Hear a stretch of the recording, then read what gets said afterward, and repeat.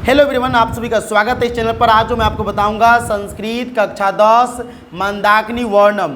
ये बिहार बोर्ड संस्कृत है, चैप्टर 10 है और मंदाकिनी वर्णम है, चैप्टर 10 है। और बिहार बोर्ड के लिए क्लास 10 का भी ये सबसे इम्पोर्टेंट चैप्टर है। इस चैप्टर में से बहुत सारे ऑब्जेक्टिव खास करके पूछे गए हुए हैं। हम इस चैप्टर का अर्थ बताएंगे हिंदी में, क्योंकि ये संस्कृत में चैप्टर दिए रहते हैं। बहुत सारे ऐसे बच्चे हैं जिनको संस्कृत का हिंदी ही समझ में नहीं आता है, तो हम इस संस्कृत का हिंदी समझाएंगे। और साथ ही साथ इस चैप्टर के जो इम्पोर्टेंट ऑब्जेक्टिव है आपको एग्जाम में पूछे जाते हैं, उन सभी ऑब्जेक्टिव को मैं यहाँ पर लिया हूँ। आप देख सकते हैं कि टोटल मैं जो ऑब्जेक्टिव लिया हूँ उन सभी ऑब्जेक्टिव को बता दूँ तो यहाँ पर टोटल जो ऑब्जेक्टिव है वो आपको 25 ऑब्जेक्टिव है, यानी 25 ऑब्जेक्टिव है जो खास करके एग्जाम में पूछे गए हुए हैं। पिछले जो एग्जाम में पूछे गए उन सभी को यहाँ पर लिया गया है। और तो हम इस वीडियो को शुरू करते हैं और आपको सबसे पहले हम इस चैप्टर के बारे में बताते हैं। इस चैप्टर जो मंदाकिनी वर्णम है वो मंदाकिनी वर्णम आखिर है क्या। देखिए, मंदाकिनी एक नदी का नाम है, आप यहाँ पर देख सकते हैं। हम आपको बता दें कि वाल्मीकि रामायण के अनुसार, यानी वाल्मीकि रामायण वाल्मीकि रामायण के अध्याय की सर्ग संख्या 95 से संकलित है। इस पाठ में चित्रकूट के निकट बहने वाली मंदाकिनी नामक छोटी नदी का वर्णन है। पूछेगा आपसे ऑब्जेक्टिव कि मंदाकिनी नदी किस पर्वत के निकट बहती है, तो चित्रकूट एक पर्वत था, उसके निकट मंदाकिनी नदी बहती है। उस मंदाकिनी नदी के बारे में इस चैप्टर में कहा गया है, जो वाल्मीकि रामायण के अध्याय की सर्ग संख्या 95 से संकलित है। चलिए, यहाँ पर देख रहे ये नदी का पिक्चर है, शायद आपको सही से न दिख रहा हो लेकिन यही होता है, ठीक है।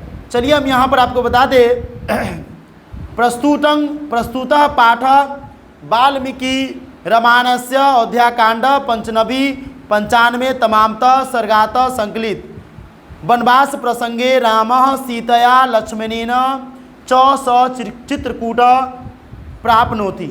यानी इसका अर्थ कह रहा है कि प्रस्तुत पाठ वाल्मीकि रामायण के अयोध्या कांड के 95 सर्ग से संकलित किया गया है। यानी 95 सर्ग उसका जैसे चैप्टर का अध्याय होता है गीता का, उसी तरह से अयोध्या कांड के 95 सर्ग से इस चैप्टर में इसको डाला गया हुआ है।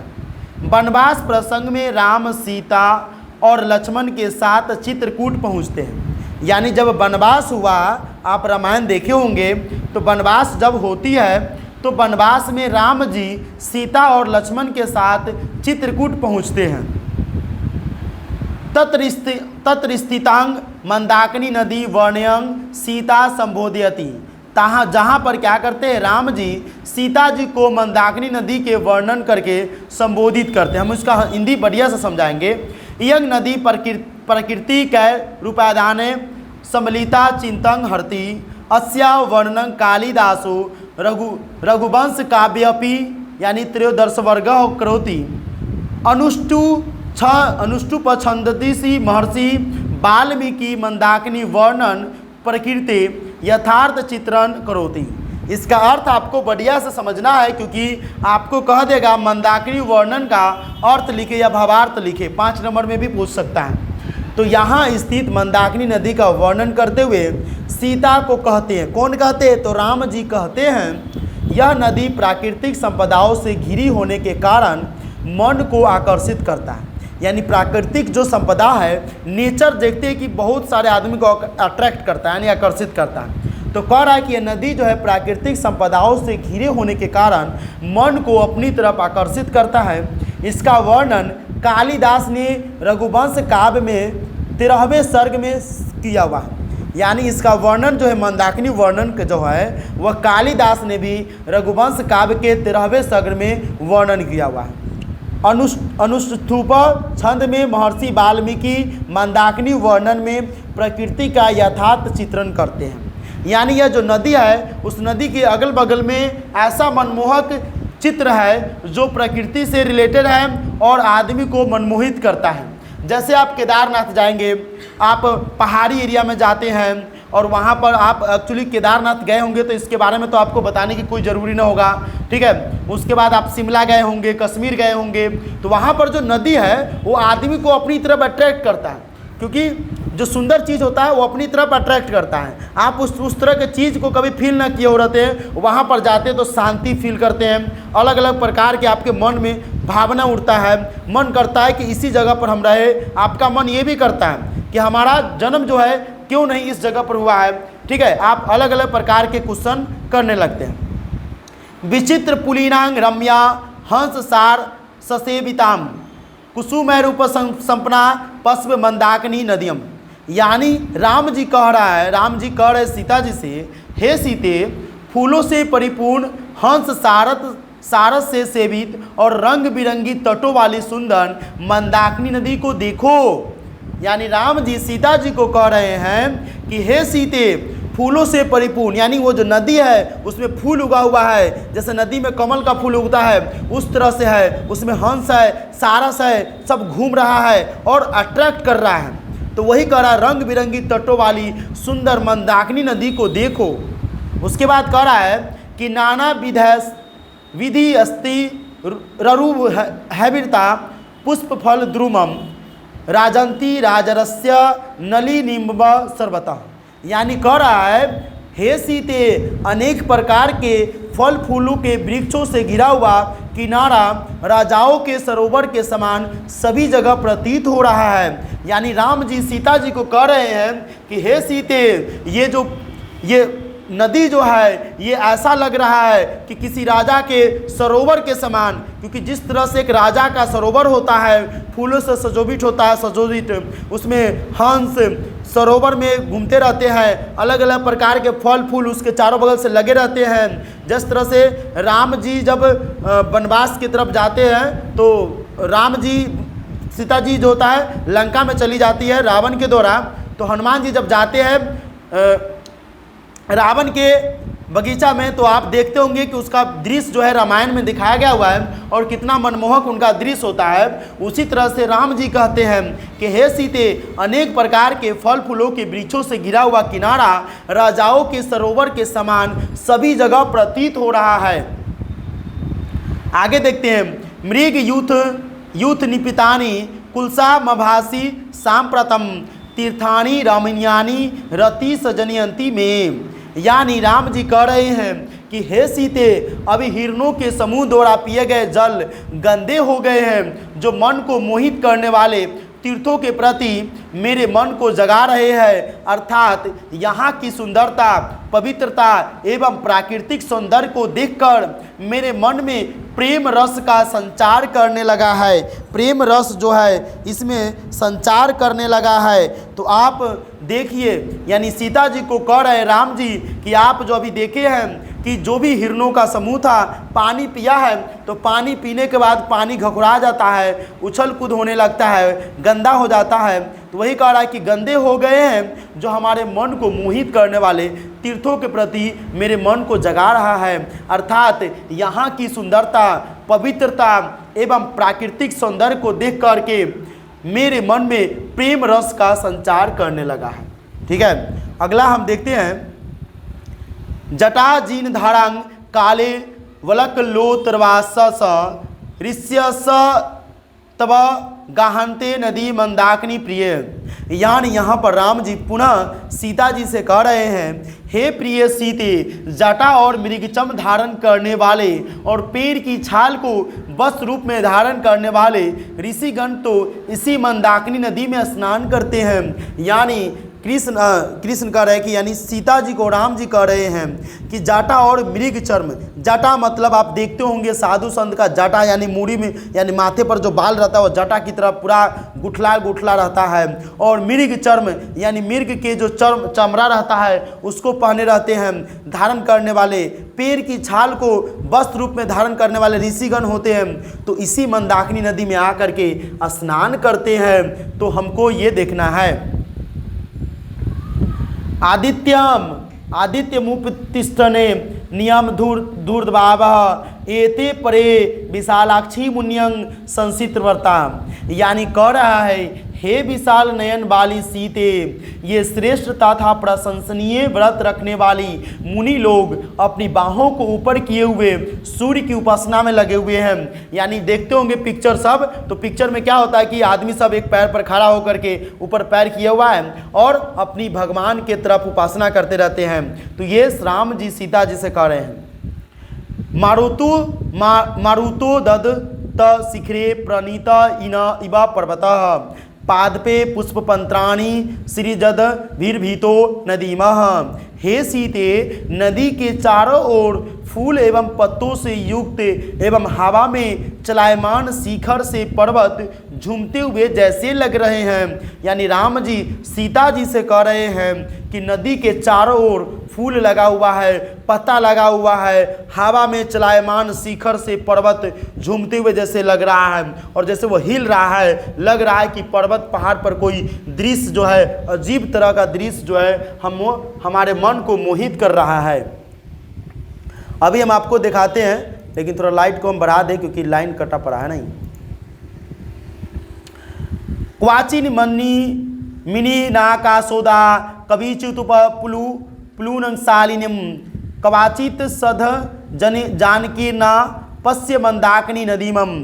यानी पुनः राम जी सीता जी से कह रहे हैं, हे सीते, मणि जैसे निर्मल जल वाली मंदाकिनी को देखो। यानी मणि जैसे निर्मल, यानी जैसे सांप का मणि आप लोग मूवी वगैरह में देखे होंगे, फिल्म वगैरह में नागिन या नाग वाला जो फिल्म होता है, कहा जाता है कि मणि जो होता है वो इच्छाधारी नागिन का होता है। अगर मणि मिल जाए तो आदमी कुछ भी कर सकता है, अपनी इच्छा मनवा सकता है। तो कह रहा है कि मणि जैसे निर्मल जल वाली मंदाकिनी को देखो, जिसकी कहीं तटे सजी धजी है तो कहीं ऋषि मुनियों से भरी हुई है। यानी ये जो तट है मंदाकिनी का, कहीं सजी धजी है तो किसी किसी तट पर जो है, यानी उसी मंदाकिनी नदी के दूसरे तट पर ऋषि मुनि से भरी हुई है। ऋषि मुनि वहाँ पर बैठे हुए हैं, कोई तपस्या में लीन है, कोई बैठ करके मंत्र जाप कर रहे हैं, कोई नहाने के लिए बैठे हुए हैं, कोई अपना कपड़ा सुखा रहे हैं। तो इस तरह से चीज़ें वहाँ पर प्रदर्शित हो रहे हैं। तो राम जी सीता जी को ये सब चीज़ें बता रहे थे।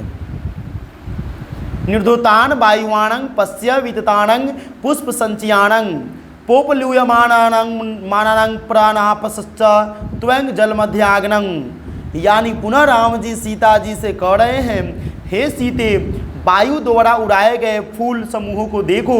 यानी वायु सब जो फूल को उड़ा रहा है, हवा बह रहा है, फूल का छोटा छोटा पार्ट जो है वो ऊपर में हवा में उड़ रहा है, ठीक है, उसको देखो। दूसरी तरफ जल के बीच में तैरते हुए फूलों के ढेरों को देखो। जल जो है उसके बीच में फूल सब जो है तैर रहा है और अच्छा अच्छा लग रहा है। जैसे कमल के फूल जो होता है वो नदी तालाब में ही खिलता है, और वहाँ पर देखोगे तो बहुत अच्छी तरह से शो करता है, मनमोहक रहता है। और वहाँ का फूल जो है रंग बिरंगे हैं। कमल का फूल भी होता है, रेड कलर का भी होता है, उजला कलर का भी होता है, पीला टाइप का भी होता है, अलग अलग टाइप का होता है, जो शायद आप खाली उजला कलर का देखे हो। तास चती बल बलुगवश्चतो रथा गहवायण दवजा अधीरोहणति कल्याणी निष्कुजंत सुभागिरः।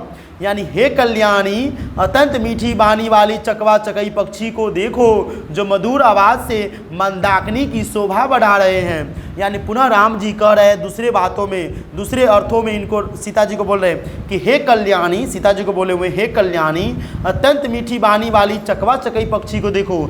चकवा चकई एक प्रकार के पक्षी होते हैं, उस पक्षी को देखो जो मधुर आवाज़ से मंदाकिनी की शोभा को बढ़ा रहे हैं। अब तुम वन में अगर जाते हो, वहाँ पर तुम्हें पशु पक्षी की आवाज़ सुनाई देगा और वहाँ पर अट्रैक्टिव करेगा, अट्रैक्ट करता है, खास करके जहाँ पर नदी हो और उसके बगल में पहाड़ी एरिया हो तो बहुत अच्छे तरह से वहाँ पर अट्रैक्ट करेगा।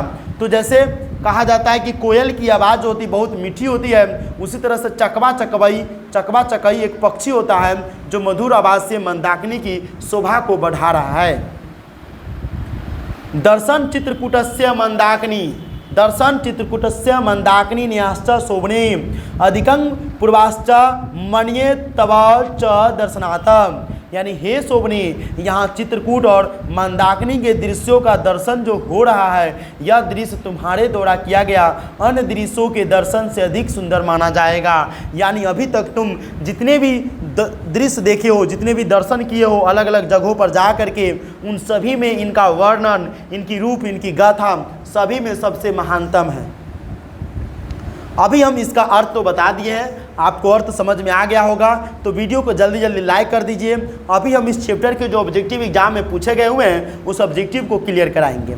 यहाँ पर कह रहा है कि किस छंद में मंदाकिनी वर्णम पाठ है, तो अलंकार में कि अनुप्रास में, अनुष्टुप में या छंद में। तो देखिए इसका आंसर हम आपको बता दें, ये आंसर होगा आपका ये जो आंसर होगा सी नंबर आंसर इसका होगा, अनुष्टुप में, ठीक है, यानी अनुष्टुप में मंदाकिनी वर्णम पाठ का जो है वर्णन किया गया। दूसरा नंबर जो आप अब क्वेश्चन देख रहे हैं, मंदाकिनी वर्णम पाठ के रचनाकार है कौन है? वेद व्यास, कालिदास, वाल्मीकि या माघ? तो देखिए आप लोग को इसका आंसर तो मालूम होगा, हम अच्छी तरह से समझा दिए हैं, क्योंकि मंदाकिनी वर्णम पाठ के रचनाकार जो है वाल्मीकि है, क्योंकि वाल्मीकि जो है वाल्मीकि जी द्वारा रचित जो रामायण है उसी से इस पाठ को संकलित किया गया है। मंदाकिनी वर्णम पाठ रामायण के किस कांड से लिया गया है? तो ये बाल कांड से लिया है कि लंका कांड से कि अरण्य कांड से, अयोध्या कांड से? कौन कांड से लिया गया है? तो अयोध्या कांड से लिया गया है। ऑप्शन नंबर डी इसका सही होगा। अयोध्या कांड से मंदाकिनी वर्णम पाठ रामायण के अयोध्या कांड से लिया गया हुआ है। चलिए अगला देखते हैं।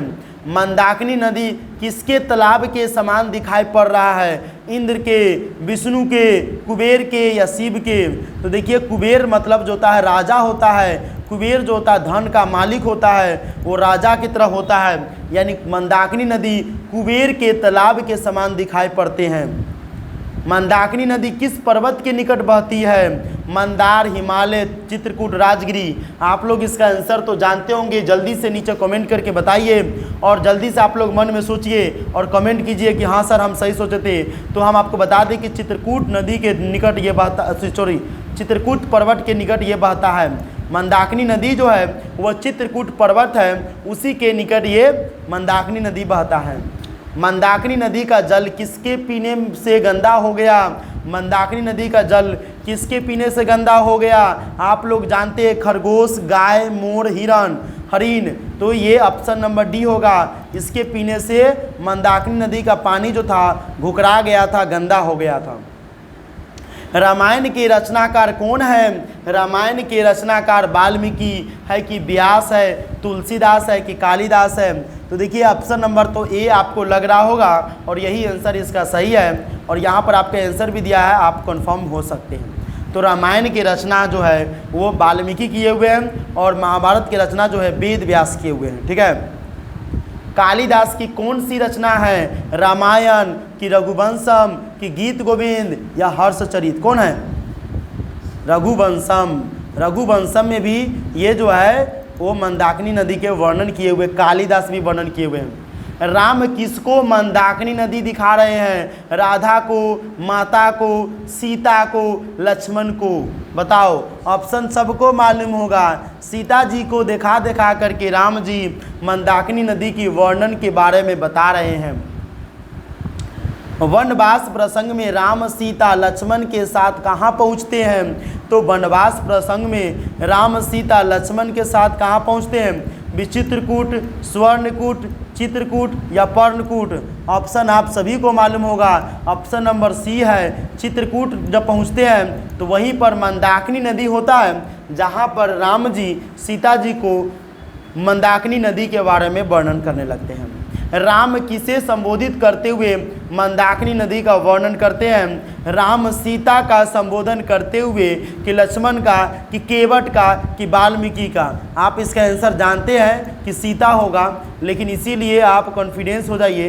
राम जो है सीता को संबोधित करते हुए मंदाकिनी नदी का वर्णन करते हैं। जटा और मृग चर्म कौन धारणा किए हुए हैं? मुनि, छात्र, कालिदास, शिक्षक? आपको हम बता दें इसका आंसर हम आपको बताए थे। जटा और मृग चर्म जो होता है वो मुनि धारण करते हैं। मुनि सब जो होते हैं, ऋषि मुनि, वो जटा होता है, उसी के पास जो होता है बाल जो होता है बड़ा बड़ा रहता है और जटा बना रहता है, और मृग का चर्म पहने हुए थे, वो मुनि थे। ऑप्शन नंबर ए इसका सही होगा, मुनि। सीता रामचंद्र के कौन थी? सीता रामचंद्र मतलब राम जी के कौन थी? भगनी थी कि माता थी कि पत्नी थी? ठीक है, क्या थी? आप लोग जानते हैं, इसके बारे में तो हमें नहीं बताना चाहिए, ठीक है। सीता रामचंद्र के तो पत्नी ही थी, ठीक है। तो ये ऑप्शन नंबर सी इसका सही होगा। और इसका भी आंसर अगर आपको नहीं मालूम है तो आप जो है चुल्लू भर पानी में डूब जाइए। पक्षी का पर्यायवाची क्या होता है? पक्षी जानते हैं, 14 नंबर क्वेश्चन है, पक्षी का पर्यायवाची क्या होगा? तो पक्षी का पर्यायवाची जो होगा वो द्विज होता है। क्या होता है? द्विज। ऑप्शन भी आप देख सकते हैं द्विज होता है, द्विज। दोनों भुजाओं को ऊपर कर कौन उपासना करते हैं? देवता कि मुनि लोग, सैनिक या सीता? बताओ। दोनों भुजाओं को ऊपर करके उपासना जो है मुनि लोग ही करते हैं, ठीक है। तो दोनों भुजाओं को ऊपर करके उपासना जो है मुनि लोग करते हैं, यानी बी नंबर इसका आंसर सही है। अगला देखते हैं, कौन नृत्य के समान प्रतीत हो रहा है? भक्त या मुनि या वृक्ष या पर्वत? कौन? तो डी नंबर ऑप्शन इसका सही है। वो नृत्य के समान प्रतीत हो रहा है और उधर से हवा गुजरते हुए आ रही है जो मन को मोह रही है। रंग बिरंगे तटों वाली कौन नदी है? गंडक, यमुना, मंदाकिनी, सरस्वती? आपको हम बता दें कि चैप्टर का नाम ही है मंदाकिनी, तो आंसर भी होगा मंदाकिनी। रंग बिरंगे तटों वाली नदी जो है वो मंदाकिनी है। हंस सारस से युक्त कौन सी नदी है? मंदाकिनी, गंडक, कोसी, यमुना? तो इसका आंसर होगा ए नंबर ऑप्शन मंदाकिनी। मंदाकिनी जो है वह हंस सारस से युक्त नदी है। जल के बीच में कौन तैर रहा है? जल के बीच में ए नंबर है मुनि तैर रहा है कि फूल तैर रहा है कि पत्ता तैर रहा है कि सारस या फूल तैर रहा है? तो देखिए जल के बीच में जो तैर रहा था वो जो था सारस भी तैर रहा था और फूल भी तैर रहा था। दोनों ऑप्शन सही होगा क्योंकि सारस यानी हंस जो होता है वो नदी के बीच में था और चैप्टर के अनुसार से आप देखेंगे तो फूल भी जल के बीच में नदी के बीच में तैर रहा था। कौन सी नदी प्राकृतिक संपदाओं से घिरी हुई है? तो ऑप्शन नंबर आपको पहले नंबर पर दिख जाता है, ए नंबर ऑप्शन इसका सही होगा। मंदाकिनी जो है वह नदी प्राकृतिक संपदाओं से घिरी हुई है। क्लियर? रघुवंश महाकाव्य के रचनाकार कौन है? वाल्मीकि, कालिदास या तुलसीदास या व्यास? तो इसका आंसर होगा कालिदास। रघुवंश महाकाव्य की रचनाकार कालिदास है, कालिदास। विशाल नेत्रों वाली कौन है? श्री राम, केवट, सीता या राधा? तो इसका आंसर होगा विशाल नयनों वाली। हे सीते, यानी सीता जी को राम जी बोले हुए विशाल नयनों वाली सीते, ठीक है, तो सीता जी को बोले हुए। मुनि लोग किनकी उपासना करते हैं? शिव की, सूर्य की, राम की, कृष्ण की? तो मुनि लोग जो होता है वो ज़्यादातर जो होता है वो सूर्य की उपासना करते हैं। सबसे पहले वो सूर्य की उपासना करते हैं और आस पड़ोस में अगर आप देखते होंगे तो जो लोग नहा लेते हैं वो सबसे पहले क्या करते हैं? सूर्य को अर्घ देते हैं, सूर्य को जल देते हैं। और छठ पूजा जो होती है उसमें भी छठ माता जो होती है वो सूर्य के समान होते हैं और सूर्य को अर्घ दिया जाता है। तो सूर्य जो होता है वो दुनिया को उजागर कर किए हुए हैं, इसीलिए मुनि लोग सबसे पहले उसी की उपासना करते हैं। कौन नदी को दोनों ओर से घेरे हैं? धारा, नगर, पर्वत, वृक्ष? तो इसका आंसर होगा पर्वत जो है, पर्वत यानी ऑप्शन नंबर सी इसका सही होगा। पर्वत जो है नदी को दोनों ओर से घेरे हुए हैं। और इस चैप्टर का सबसे लास्ट ऑब्जेक्टिव, ठीक है, कौन सब नदी में स्नान करते हैं? भक्त, दुर्जन, सजन, ऋषि? तो इसका आंसर होगा ऋषि मुनि, ठीक है, यानी डी नंबर ऑप्शन इसका सही है। ऋषि मुनि जो होता है वो सब नदी में स्नान करते हैं, सब नदी में क्या करते हैं? स्नान करते हैं। तो इस तरह से हम मंदाकिनी वर्णम चैप्टर जो था इसको हम ख़त्म कर दिए हैं। और यदि वीडियो आपको अच्छा लगा, वीडियो पसंद आ रहा है, इसी तरह के और वीडियो देखना चाहते हैं तो जल्दी जल्दी इस वीडियो को लाइक कर दें और चैनल को सब्सक्राइब कर लें।